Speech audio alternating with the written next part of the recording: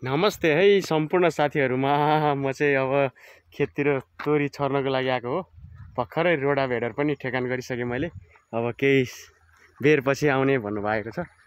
अनि त्यही हो, केही समय अगाडि चाहिँ पुरै धानैमय भएको यो खेतीयोग्य जमिन अब केही दिनमा चाहिँ तोरीमय अनि कतै तरकारीमय हुनेछ।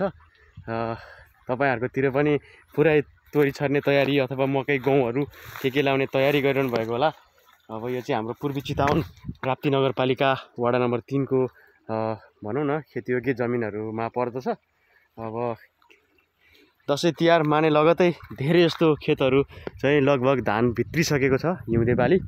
अब यो चाहिँ तरकारी भनौँ न कृषकहरुले भर्खर लाउनु भएको यो चाहिँ बोडीहरु होला सायद।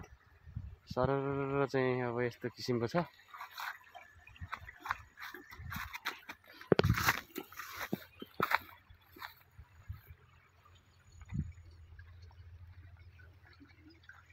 हजुरहरुले पनि आफ्नो खेततिर के चाहिँ भनौँ न तोरीहरु गहुँ मकैहरु के लाउँदै हुनुहुन्छ अथवा भनौँ न पूर्व साइड पूर्व तराईतिर चाहिँ धान काट्ने तयारी पनि भइरहेको छ। त्यता चाहिँ केही ढिलो हुन्छ। अब यस्तै मौसमहरुको कारणले होला, कोही ठाउँमा छिटो कोही ठाउँमा ढिलो, यस्तै हो प्राकृतिक।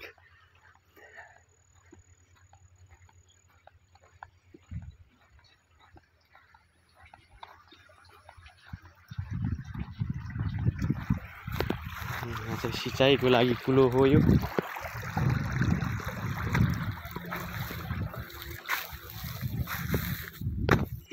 निकै राम्रो बोडी भएको छ यहाँ। सरर कृषकहरूले लाउनु भएको छ। लरा लरा काङ्रातिर जाँदैछ। तोरीमय छ, तरकारी राजमा यताउति काउली आलुहरु लसुनहरु रोप्ने सिजन हो यो।